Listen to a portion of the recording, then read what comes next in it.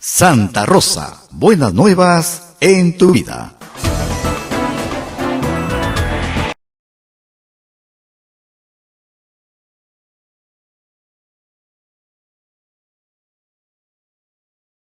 De la mañana, 35 minutos, esto es A Pensar Más con Rosa María Palacios. Ya estamos con el Ismael Soto con nosotros también. Estamos con el congresista Carlos Brus. Muy buenos días, congresista. Hola Rosa María, ¿cómo estás? Bueno, me imagino que como usted, preocupado, porque, digamos, esto es lo primero que le sucede al gobierno, el cual no se le puede echar la culpa, pues, a la oposición, al fujimorismo, ¿no? Metía en pata propia. Y lo primero que le decía hoy día al público es, para llevar a una persona con uno, ¿no es cierto?, no es lo lógico chequear los antecedentes. En esto no se ha sido un poco negligente, dado que el señor Moreno ya tenía una condena por negociación incompatible, justamente. Sí, definitivamente el señor Moreno nunca debió llegar a Palacio de Gobierno. Y creo que esto que ha ocurrido nos va a llevar a investigar qué mecanismo de selección no funcionó adecuadamente para que se haya filtrado una persona de esta calaña y que efectivamente... Congresista, la información que yo tengo es que el presidente lo conoce como su médico, en una relación de médico-paciente, ¿ya? Y donde le pareció acertado, le pareció una persona inteligente, y usted sabe, usted va al doctor también, que cuando un político va al doctor, el político se entusiasma y termina hablándole de todos los problemas de salud pública que hay en este mundo, ¿no es cierto? Entonces, aparentemente pues impresionó con su saber, pareció una persona entendida, médico Loaiza, ¿no es cierto?, no de una clínica ficha, ni mucho menos. Entonces, el presidente ya pensó, sí, pues sabe. Y él pidió que se le hiciera un nombramiento consejero y él pidió que se le pusiera una oficina en Palacio. Cosa que no ha pasado con el otro consejero presidencial, que es Felipe Ortiz de Ceballos, que no se le ocurriría pedir una oficina en Palacio. No, ahí debieron sospechar. Así es, inclusive el señor Moreno aprovecha y le cuenta a la entonces el señor Pablo Kuczynski de su participación como asesor en varios gobiernos, de varios ministros, y por tanto un supuesto conocedor de la administración pública por el lado de salud, que es un sector que el presidente Kuczynski quiere potenciar y por lo tanto creyó que tenía la persona que podía tener los conocimientos. O sea, ¿se le puede acusar al presidente de haber sido un ingenuo en esta materia? No hay forma de decir lo contrario. Fue un error su reclutamiento, no cabe la menor duda. Así es, eso está claro. Ahora, este señor sentado en Palacio, como pasa lamentablemente con algunas personas, se mareó. Entonces comenzó a fanfarronear sobre influencias reales o figuradas. Lo que tiene que hacer la investigación es saber cuáles son las reales y cuáles son las figuradas, ¿no es cierto? ¿Qué cree que haya de real en lo que ha dicho él respecto a su capacidad de poner al presidente de salud, de que Susana de la Puente le abre puertas? ¿Usted cree que esto es fanfarronería o había en realidad ya una capacidad de influir en determinadas decisiones? A mí no me cabe duda que los dos nombres que él ha nombrado, él estaba fanfarroneando. Susana de la Puente no tiene relación con él, me consta, Susana mismo me lo ha comentado. El nombramiento del presidente de salud tampoco fue hecho y fue sugerencia del senador Moreno. No me cabe duda que su posición como asesor podía tener algún grado de influencia en algunos organismos, pero parece que eran relaciones que ya había él construido desde el gobierno anterior, sí, con la gente del CIS. Eso parece ser sus relaciones que lo llevaron a cometer estos actos presuntamente delictivos. Ok, pero hay partes en las cuales sí está fanfarroneando, eso es claro. No cabe la menor duda. En el caso del presidente de salud, ¿usted cree que él fanfarroneó o es verdad que el que está ahí lo puso él? No, eso definitivamente él estaba fanfarroneando. El presidente de salud, él no ha intervenido para nada, el señor Moreno no ha intervenido para nada en su nombramiento. Muy bien. Que el señor Moreno es funcionario público, no cabe duda, para el Código Penal, me lo están preguntando aquí, porque a pesar de trabajar ad honorem, ¿no es cierto?, el solo hecho de ser nombrado ya lo hace funcionario público. Así es. Entonces ahí no hay nada que discutir, no se puede escapar del Código Penal. Muy bien. Ahora, si el problema de los antecedentes ya han hecho mea culpa, ahora viene el problema del CIS, señor Brus. Y el problema del CIS es que el sistema, digamos, está colapsado en cuanto a infraestructura. necesita infraestructura privada para poder avanzar, no está mal, en la medida en que el sector público construya la que haga falta. Entonces, si hay una infraestructura privada pequeña, pero hay de parroquias en todo el país, pero sobre todo en Lima, porque tiene un convenio con el Arzobispado de Lima, parece lógico que se usen, ¿no es cierto? Es como lo que se tiene con los colegios de fe y alegría. O sea, el Estado pone los maestros. En este caso, el Estado pondría los médicos, ¿no? ¿Qué es lo que está mal aquí? Digamos, de lo que usted ha escuchado. En primer lugar, no es exacto que el arzobispado tenga alguna infraestructura de salud que se podría aprovechar. No la tiene, porque no es su función.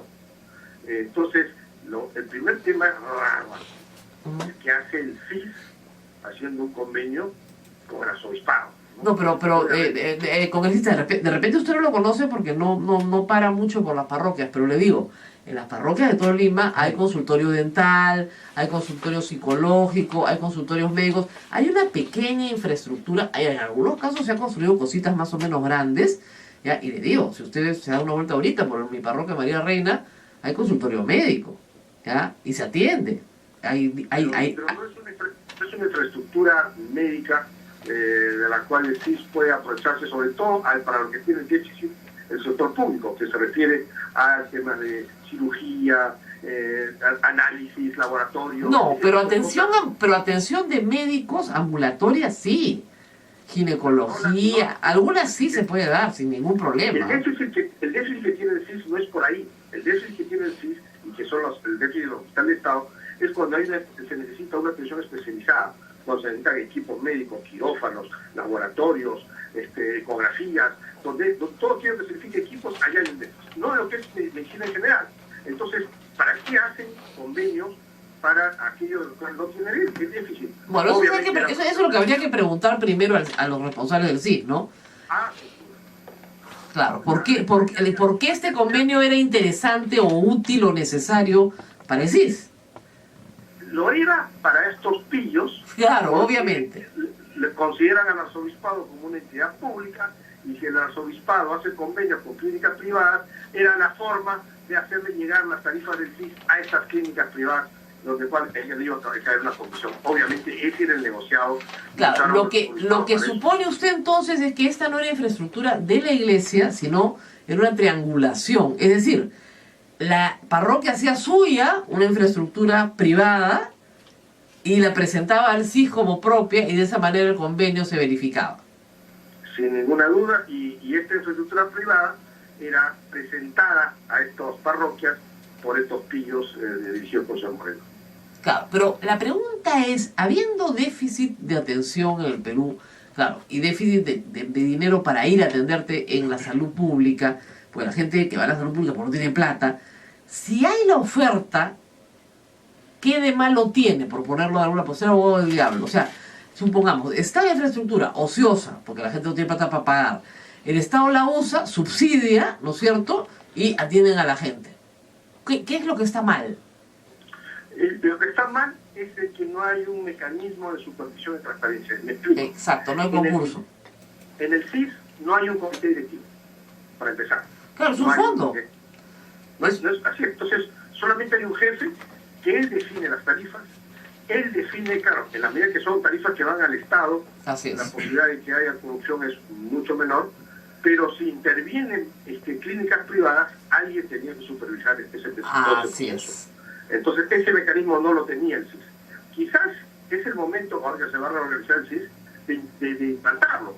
Un comité que supervise esto, que, como dices tú, se haga una especie de concurso, que haya un buen análisis de costo, que esté la Contraloría al costado, porque actualmente el jefe CIS pone la tarifa, decide a quién le va, decide qué tarifa va. Exactamente. Si no hay concurso público, no hay posibilidad de que el Estado se beneficie, ¿no es cierto? Si no, se van a beneficiar un grupo de médicos particulares. Ese es el problema.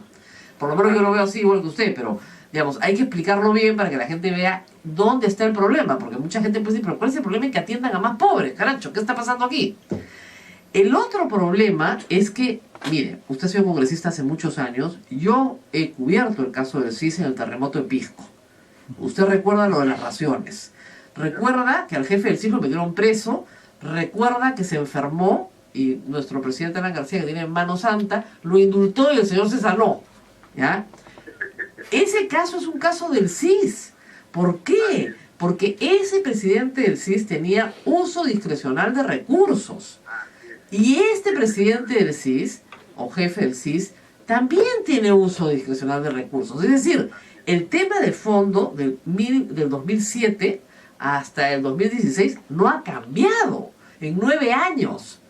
Por eso es que yo, de primera vista, digamos, sin ser un experto en el tema, veo que una gran falencia que tiene el CIS es que no tiene un comité que lo supervise.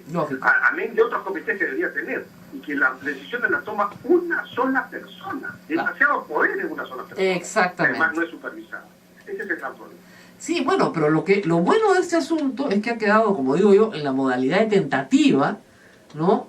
Y que los pasos que se tienen que tomar a partir de ahora son varios, pero que felizmente han permitido que esto se reorganice de una manera en la cual este servicio, que es el servicio para los más pobres del Perú, siga teniendo existencia, pero con los mecanismos de transparencia suficientes para que un grupo de médicos no se carguen pues la cuenta. Ese es el problema. Ahora, sí hay que decir una cosa, el congresista Bruce ha hablado con muchos médicos que trabajan en hospitales del Estado. Lo que ha hecho el CIS es incrementar, o sea, el incentivo es que la calidad de la atención baja. ¿Por qué? Porque el hospital o el policlínico recibe más plata en la medida en que atienda más gente. Entonces, un neonatólogo, un pediatra, ¿no?, que antes atendía pues a 10 bebitos, ahora tiene que atender a 20 bebitos. ¿Ya? ¿Por qué? Porque si no, el director no recibe la cantidad de plata que quiere. Entonces, enfermeras y médicos están hiperestresados, la infraestructura está hiperestresada, porque el CIS lo que promueve al satisfacer, subsidiar la demanda, que es lo que subsidia, ¿no es cierto? Lo que promueve es que el sistema finalmente colapse, porque todos los directores pelean por más recursos y pelean por atender mayor cantidad de gente posible para que esos recursos lleguen, porque es por atención, te costean las atenciones. Usted tuvo 300 partos, tanta plata, solo tuvo 200, menos plata. Entonces, ¿qué hacen los médicos? Venga acá a la luz, señora. Entonces, ese es el problema. O sea, sí se aprovecha la infraestructura, es un mecanismo bueno positivo para atender más gente, pero es un mecanismo perverso porque a veces no tienes las posibilidades, simplemente estás extenuado. Una de las cosas que se están planteando en el sector salud, que ya se ha empezado, pero tímidamente, es ampliar las horas de atención. Te aseguro que una persona de escasos recursos no tiene ningún problema en hacer una consulta a las 9 de la noche. No, ninguno, pero señor Bruce, el problema no es ese, como deciste. El problema es que la ley del médico cirujano establece que la jornada de trabajo del médico es de 6 horas. Entonces usted, para cubrir siquiera 3 turnos, ¿no es cierto?, necesita el triple de médicos. Ese es el problema, para cubrir 18 horas, ¿ah? No 24. Son las cosas que hay que afrontar. Y creo que una gran reforma sería que con la misma infraestructura que el Estado tiene, que es costoso ampliar, a lo cual también hay que ir, buscar que haya más horas de atención. Hay que buscar los mecanismos. Tendría que contratar el doble de médicos de los que tiene ahora. Hay que buscar los mecanismos. Ese es el problema. O modificar la ley del cirujano médico y cambiarle la jornada de 6 a 8 horas, con lo cual no se lo recomiendo, congresista, porque le incendian el Congreso. ¿Ya? Es cuestión de ver de las remuneraciones, porque yo estoy seguro que si muchos médicos le ofrecen una paga interesante por ampliar su horario voluntariamente, podría ser, pero mire, básicamente el médico que está en la salud pública en el Perú, ¿cuál es el truco? Es como el 2x1 de los policías. Trabaja 6 horas en su turno, en su guardia, o lo que le toque, y luego se va a su consultorio privado. Entonces, gana en el consultorio privado, ¿no es cierto?, y gana experiencia en la salud pública. Con lo cual el Estado gana y todos ganamos. Si el Estado le ofreciera una remuneración un poquitito menor de lo que gana el consultorio privado, pero no tiene que moverse del lugar, de repente para el médico pero no creo, congresista, de verdad, que conociendo al gremio médico, no, pues porque en el consultorio privado, así sea en la zona más modesta del Lima, así cobre 10 horas la consulta, ¿ya?, va a ganar más plata. No hay forma que el Estado compita con eso. Tiene que vivir. Y ese médico tiene que comer. Claro, tiene que comer. ¿no? Si logramos encontrar un mecanismo que se en las horas de atención, le aseguro que mucha gente, en vez de ir a las 8 o 9 de la mañana a un consultorio, ir a las 8 o 9 de la noche, no tendría ningún problema. Yo estoy absolutamente de acuerdo con usted. Es más, mucha gente le gustaría ir después de su trabajo al médico, o sea, a las 7, 8, 9, 10 de la noche. Al contrario, no tener que pedir permiso para ir al médico. Estamos completamente de acuerdo. Y además eso mejoraría la productividad del país y todo lo demás. Pero el problema es qué hacemos con el médico. No, mire, el presidente Kuczynski estuvo en el colegio médico, yo estuve ahí la semana pasada, y les dijo a los médicos, y arrancó aplausos, que si no fuera porque su abuela les dejó una platita a su mamá en Ginebra, no hubieran podido comprarse una casa. De verdad. Y la primera que se la compraron ya cuando él era un niño grande, en San Antonio, en Miraflores, con una herencia, porque su papá era salubrista, y lo que le pagaba el Estado no servía sino para comer allá, en Iquitos, y cuando venían a Lima alquilaban casas aquí nomás en Camaná, en Girón, Cusco, vivían por esta zona. Entonces, esa es la realidad de una familia médica en el Perú, ¿no? Si no te retiras a tu consultorio privado, simplemente tu familia no come. Por eso que lograron una ley con una jornada de 6 horas de trabajo. De acuerdo. ¿No? Entonces, lo bueno de esta discusión es que hemos hablado de salud, ¿no es cierto? Gracias al señor Moreno y su negociazo, podemos enfrentar temas de salud pública que normalmente no se enfrentan. Él encontró lo que se llama el hueco, para meterse, el loophole, ¿no? Para poder meterse y sacar el negociazo. Se ha detenido, ¿no? Ahora, señor Luz, aparte de la acusación fiscal, ¿ustedes quieren hacer una investigación en la Comisión de Fiscalización sobre este tema? Pero podrían orientarla también a el problema de la salud pública. Yo creo que sería bastante más productivo. Obviamente claro. La Comisión de Fiscalización tiene derecho a ver este caso de corrupción y que obviamente más bien extrañaría que no lo hiciera. Pero si de esto se ampliara el problema de la salud en el Perú, creo que podrían llegarse a conclusiones que sean mucho más productivas para el país. Así es, más útiles. Muchísimas gracias al congresista Bruce. Acá me está haciendo una pregunta del público en el Twitter. Dice que ¿hasta cuándo van a aguantar los golpes de los naranjas? Ustedes son muy buenos. Bueno, los fujimoristas nos acusan que nos hemos demorado una semana en hacer la denuncia al señor Moreno. Yo les digo que Alberto Fujimori se demoró muchos años en hacer una denuncia contra Montesinos. ¡Eso! Parece el debate de Hillary con Trump. Muy bien. Muchas gracias. Ese es el titular. ¿Cuántos años se demoró Fujimori en denunciar a Montesinos? ¿No? Bastantes. Muy bien. Gracias al señor Luz. Tenemos que hacer una pausa. No se muevan en todo el Perú. Nuestra red sabe que seguimos aquí y estamos leyendo rápidamente todo lo que está llegando por Twitter. Es increíble el movimiento que hay en redes sociales. Y nos dicen, me dicen cosas, me dicen, lo peor es que el CIS no paga deudas a hospitales públicos, que están desfinanciados, se demora, pero sí puntualito con los externos. Ese es el problema. Metamos de cabeza el tema en la agenda pública y nos servirá para tener una mejor administración de salud. Vamos a la pausa, volvemos. Esto es A Pensar Más con Rosa María Palacios. No se vayan a través de las emisoras de Sodonco. Bueno, estamos conversando acá, Ismael y yo, que somos parroquianos fieles. Y sí, pues en nuestras parroquias hay consultorios, de Uno de verdad. los pocos médicos que hay y que no encuentras así nomás en un son psicólogos. Claro, Y están en las parroquias. parroquias hay psicólogos, porque son personas ya, digamos que no se han jubilado, pero están terminando su carrera, si quieren, Y tienen mucha experiencia. y tienen mucha experiencia y quieren dar un servicio social. Entonces, de verdad, hay mucho voluntariado. Entonces, es gratis la consulta y es gratis el servicio que presta el médico. ¿Qué hace la O parroquia? muy módico. En todo A caso, veces ¿no? sí te Bueno, cobran 5 soles, algo para... ¿Pero para qué? Para el mantenimiento local. ¿Por qué? Porque el local lo construyó la propia parroquia. ¿Y quién es la parroquia? La gente que pone la plata en la misa en la canasta. En la bolsita, en la canasta, lo que le toque a usted. Esos somos los que levantamos estos consultorios por todo Lima. Y atienden necesidades muy concretas del barrio, de la zona donde estás. Eso es clarísimo. Entonces, lo que hay que averiguar esta semana, bien averiguado, es este policlínico de la avenida Benavides, cuadra 26. ¿Es de propiedad de quién? ¿De la parroquia? ¿Del arzobispo? ¿De unos privados? Se entiende por la necesidad y la urgencia de Moreno que firme el párroco, que es la parroquia más cercana a ese policlínico, según mi experiencia, en Santa Rita de Casi.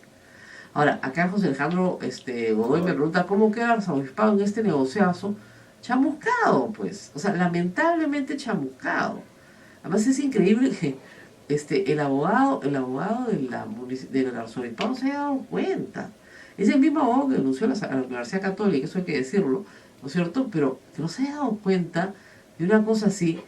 Y el mismo obispo que habla con el doctor Moreno no se da cuenta de que no es una persona confiable y que lo que le está proponiendo es un negocio para enriquecerse él. Ese es el problema.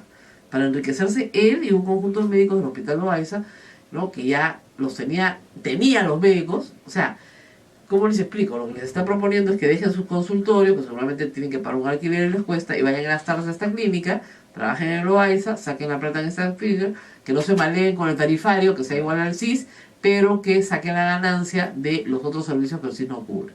Total, ahí todos ganamos. Y él también se lleva su parte. Ahora él dice, yo trabajo a honores acá. Claro que trabajas a honores, pero si no lo hubieras aceptado. Pero para mi hijita, el odontológico. ¿Qué es eso?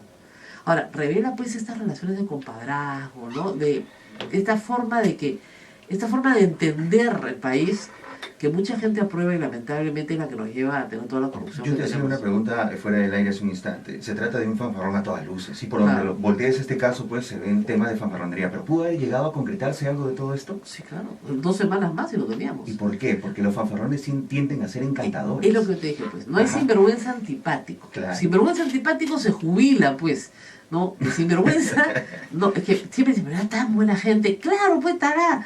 El sinvergüenza es simpatiquísimo, ¿no? ¿Tú crees que un sinvergüenza va a enamorar a una chica, ¿no es cierto? Siendo así huraño, feo, antipático. No, va a poner su mejor cara, va a sonreír y te va a sacar la vuelta de todas maneras, pero siempre con una sonrisa, ¿no? Es encantador.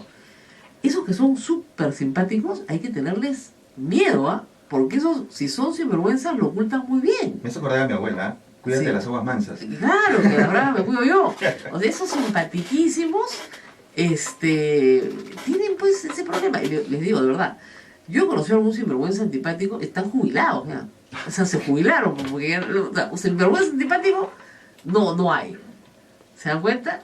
Por eso creo que Donald Trump no va a ganar las elecciones americanas, aunque está la cosa bien Y a peleada. propósito del Día de la Salud Mental, Sí, vamos, no, claro, nosotros hicimos un programa el viernes sí, muy adelantándonos. bueno, sí.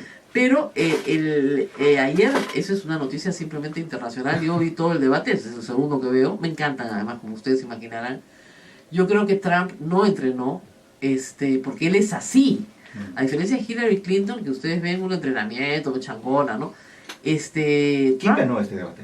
yo creo que lo ganó Hillary, Ujú. pero que todo el mundo esperaba que Trump estuviera peor, y eso salió en una encuesta ¿Peor en qué sentido? Peor ¿Más agresivo? porque ¿qué pasa? Hay un antecedente. Tiene Claro. 48 horas de un video en el cual el hombre habla de la forma más grosera y vulgar de las mujeres que ustedes se puedan imaginar. O sea, no puede ser que un presidente de los Estados Unidos hable de las mujeres de esa forma, Ujú. diciendo lo que va a hacer. Y se lo pusieron de una forma muy elegante, pero el conductor se lo dijo. Usted lo que estaba permitiendo era un asalto sexual, ya sin decirlo, ¿no? Pero lo que está diciendo es yo me agarro a la que quiero, le hago lo que quiero, total todas quieren, ¿no es cierto? Se dejan cuando eres famoso, cosas horribles. Y él dijo que era conversación de camerino entre hombres, ¿ya? Que era una conversación. Yo no soy hombre, o sea que de repente acá todas estas chicas no sabemos. Yo le pregunté a mi marido si los hombres hablan así, me dijo, bueno, sí, alguno dice, esa tiene pues no, esto grande, este chico, lo que fuera. Pero era pero bien grosero, ¿eh? Le sacan toda esta conversación, hasta su mujer salió a decir que ella había aceptado sus excusas y lo había perdonado. Ha perdido unos 20 líderes republicanos importantes, entre gobernadores. Pero todavía tiene un buen número de seguidores. No, pero digamos, de los líderes republicanos, ok, o sea, sí. estoy hablando de senadores, gobernadores, ex candidatos. Incluso ayer en CNN hablaba ¿Te han una dicho? de ellas que se había separado simplemente. No va a votar por él, que Sí, es sí, inaceptable. ¿Ya? Es más, varios le pedían que se retire. Anoche quedó claro que no se iba a retirar. sí. Pero lo que sí quedó claro también es que en vez de responder contrito y confeso, o sea, no se dio una disculpa sincera, se le salió el matón y le dijo a Hillary Clinton que le iba a meter presa. Dije que la historia de los debates en Estados Unidos jamás se ha dicho, ¿no es cierto? Yo te voy a meter presa, ¿no? Eso le dijo. O sea, le dijo que le iba a nombrar a un prosecutor especial, a un fiscal especial, para que le examine todos sus correos electrónicos por un escándalo. Acá sí los escuchaba. Claro, parecía Poppy con alas, ¿ya? La diferencia, yo también lo vi, dije, ¡Poppy! ¡Resucitó! En el cuerpo de Trump. Claro, la diferencia es que Hillary Clinton conoce a Alan García, uno, Claro. y dos, Poppy sabía que iba a perder. Entonces él fue a llevarle una alegría al pueblo peruano. Y fue nada más, y fue aclamado. Hasta que sale a la calle, la gente lo aclama. Solo por haberle dicho a Alan García, discúlpeme, la verdad. Claro. ¿Ya? Que él había sexualizado todos sus delitos, pero que esos actos habían existido. ¿Ya? Y le recordó la lista de todos los actos. No tuvo tiempo para los narcoindultos, porque ya se le acabaron los minutos, ¿no? Entonces, en realidad, Clinton estuvo muy agresivo, mucho más de lo que yo creía, y Trump. además, Ujú. Trump, perdón, y habla uno escucha y dice, ay, qué bueno que vivo en el Perú, Dios mío, porque si ese país es un desastre, pues este país es un desastre, este país es espantoso, pero lo vamos a recuperar. Y la gente dice, oye, pero no es tan malo este país tampoco, ¿no? ¿Qué le pasa? Y en política exterior ha hecho cosas ayer que son inaceptables para los americanos, como rendirle culto pues a Vladimir Putin, ¿no? O sea, los gringos y los rusos siempre se han llevado mal en muchas cosas, ¿no es cierto? Y han tenido que trabajar juntos en los últimos años, pero en el tema de Siria están profundamente divididos, ¿ya? Y quiere hacerlo, pero, o sea, quiere bombardear Siria con los rusos. La gente, eso a quien sigue política exterior puede preocupar, pero el votante promedio americano no sigue política exterior. Entonces, no creo que le preocupe demasiado. Sí les preocupa la forma. ¿Saben qué les preocupa? Que su presidente los avergüenza. Eso sí les preocupa. O sea, que su presidente les dé vergüenza porque dice tonterías, porque habla tonterías, porque es un matón, porque es un racista. Esto fue con preguntas del público seleccionadas, tiene una metodología, y una señora musulmana le dijo qué hacemos con nosotros los musulmanes nacidos en Estados Unidos, ¿no es cierto?, que vamos a ser etiquetados como terroristas después de este proceso, ¿no? Entonces, él en vez de aprovechar la oportunidad y decirle, no es así, ganarse a la señora, Claro. quiero que usted entienda que jamás ha sido una cosa personal contra ningún musulmán en los Estados Unidos, le lanzó un discurso de ustedes nos tienen que ayudar a identificar cuáles son los terroristas entre ustedes, como si solo los musulmanes pudieran hacerlo, Claro. ¿ya? Entonces, fatal, malas respuestas. No se les permitió hablar mucho de sus programas, en algún momento sí, pero por ejemplo, Trump todo el tiempo decía, esto es un desastre, pero no te decía qué era lo que iba a hacer. O sea, Obamacare es un desastre, la energía es un desastre, todo es un desastre. No pero plantea te- soluciones. Exactamente. No, pero frente a eso mi plan es... Ahora, se mandó una cosa que yo lo escuché y me pareció espectacular. El impuesto a la renta en Estados Unidos, la tasa más alta es 35%, que nosotros tenemos ahorita la tasa en 28, la hemos tenido en 30 y la van a regresar a 30. Quería bajarla a 15, pero para todos, grandes corporaciones, Pero que le clase conviene media, también a eso. todos. Entonces todo el mundo se hace a 15. ¿Y cómo se va a financiar el Estado? No sé. Ahí van a venir todas las empresas a invertir y Claro. eso, o sea, menos impuestos, más inversión. Claro, pero ella le decía, eso no se puede, pero en fin, ya, bueno, como ella dijo al final, ya en el avión, él vive en una realidad paralela. ¿Ya? Pero interesante también. Queda ¿no? un debate. ¿Qué expectativas para ese último debate previo al... Yo creo que ahí ella ayer me dio la impresión desde fuera que sentía que ya tenía la elección ganada Ujú. y lo dejó atacar. Hay una frase que usa Michelle Obama, cuando tú vas bajo, yo subo, Ajá. ¿ya? Entonces, cuando tú atacas por lo más bajo que hay, te pones en el nivel más bajo y yo tengo que subir. ¿Ya? Y en inglés suena muy bien, when you go low, I go high. ¿Ya? Pero el tema es que en el último debate ella va a tener que responder a todos los ataques. Así es. Mira, no puedes dejar un ataque en el aire. Tienes que responder lo que sea de manera breve y tienes que terminar atacando. Ujú. Porque los tiempos son cortos. Listar los ataques y comenzar a responder. Y comenzar a responderlos en frases muy breves. Claro. ¿Ya? Muy breves y muy claras. Y decirle, eso es esta investigación, se hizo así, se hizo así. Pero usted, ¿no? Bueno, ayer le sacaron que no había pagado millones de dólares. Claro, como él dijo, sí, pues, aprovechando el código tributario que usted nunca quiso cambiar en el Senado. No, si el código tributario, usted 30 años ha estado en el sector público, ¿por qué no cambió el código tributario? Ese hueco que hay para que podamos evadir eso es por culpa de usted y de sus amigos que le dan plata para su campaña. Así que no me venga, yo le evado pues, igual que todos sus amigos. Eso tampoco le va a gustar a la gente, ¿no? O sea, ya, entonces sí evade, pucha, taracho, ¿no?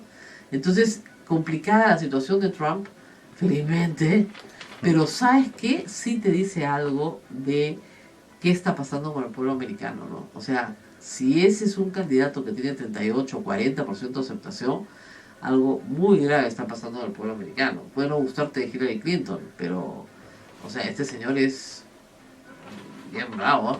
Para los estándares de fuera, porque a los latinos nos detesta, ¿no? Nos detesta, todos somos drogadictos, violadores, ladrones, mandamos droga.